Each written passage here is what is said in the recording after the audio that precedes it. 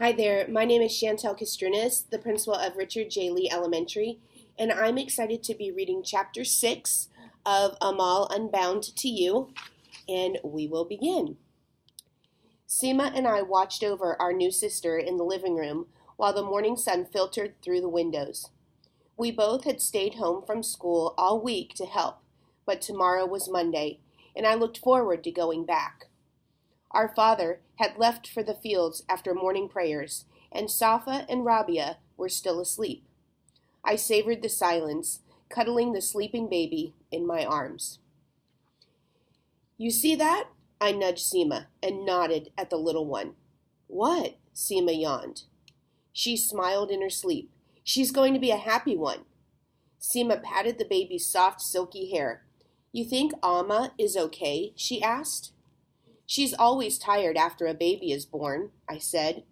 I remembered how it was after Safa. Parvin made all of our meals and put us to bed for at least a week. "Not just that," she fidgeted.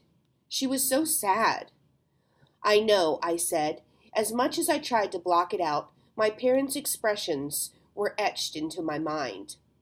A knock on the door interrupted our conversation. "I bet it's Fozia Auntie." Seema stood up. "Thought she'd have to come before now," I said. "Hope she brought jalebis," Seema said.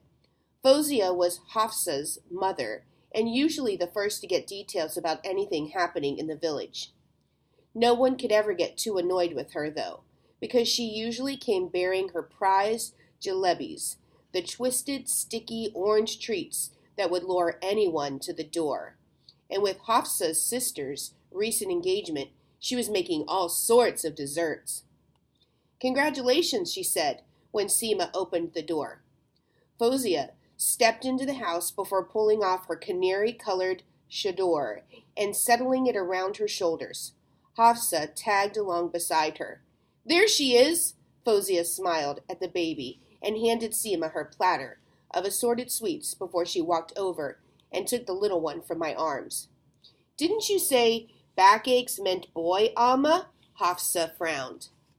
"Yes, that's what my mother said. Anyhow, but who can really predict these things? It's a shame, though, I thought. For sure it would be a boy this time." Fozia clucked her tongue.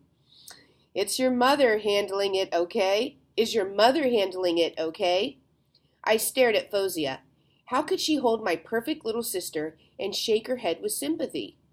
"Alma is sleeping," Seema said. "Of course. Well, I'm on my way to the tailor. Hafsa's outgrowing her clothes every time I blink." She handed the baby back to me. "Tell your mother I came by?" "See you at school tomorrow," Hafsa said, waving. I shut the door. "Did you hear her?" I fumed. "How dare she say that? Act so sorry for us, and with her own daughter standing right there." The tube lights above us flickered before shutting off. The overhead fans slowed to a halt. Another blackout. Seema rushed to open the windows. Last week's blackout left us without electricity for over 2 hours. Already I felt the heat rising from the concrete floor. Rabia and Safa came running into the living room. Rabia's face was streaked with tears. She glowered at Safa. "She took my doll!" Rabia shrieked. Before Seema or I could respond, Rabia took off after Safa, chasing her around the sofa. Safa laughed and skipped, tripping on the edge of our rug and skidding headfirst into the table. A glass, perched on its edge, trembled before crashing to the floor. Water seeped onto her and into the rug. The noise echoed off the walls. Now, both girls were crying. My mother must have heard the commotion. She had to. I walked over to her bedroom and peeked inside. The curtains were tightly drawn. Her back was curled to the window, her eyes shut. "Alma?" I asked softly, but she didn't respond. The baby began whimpering in my arms. I took a deep breath, closed the door behind me, and looked at my sisters, both of their faces wet with tears.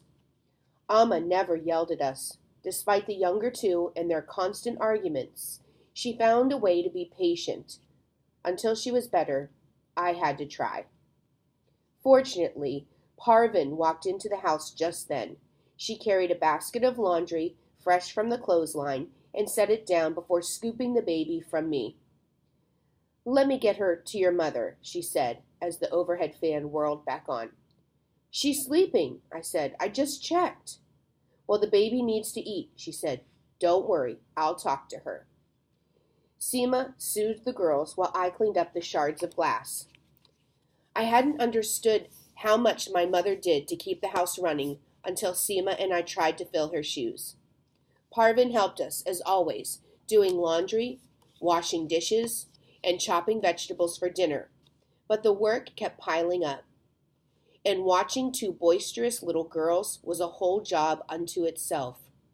We were so busy, I barely noticed the call to evening prayers from the minaret in the distance or the sun setting outside our window. Seema finished drying dishes with Parvin later that night while I put the girls to sleep. I was hoping to sit for a few minutes when I came out of their bedroom, but cringed when I saw the basket of clothing Parvin had brought in. My mother normally ironed all of the clothes as soon as Parvin pulled them off the clothesline.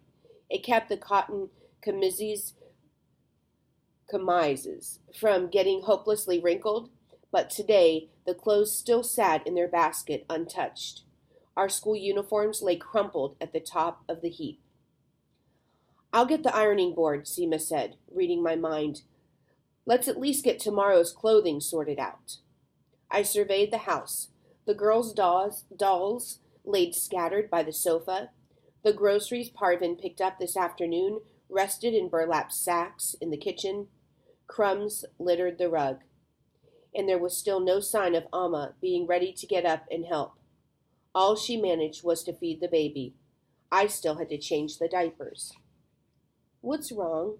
Seema asked, returning from my parents' bedroom with the iron and narrow metal board. "Nothing," I said. "How are we going to keep up with it all and go to school? Look at all these clothes. It'll take me hours to go through them all." "We'll figure out a system," Seema said. "You'll do the ironing at night after the girls go to bed, and in the mornings I'll get everything organized for dinner." But I knew it was impossible. "I'm going to have to stay home," I told Seema. "I'll stay home too then," Seema said. "No, you just switched to the upper class a few weeks ago. You can't fall behind." "But it's too much work for you to do alone." "Parvin is here too. We'll be fine. I'm sure it will be just a few more days until Alma's back to her old self." I pressed the warm iron to Seema's uniform, hoping that what I said was true.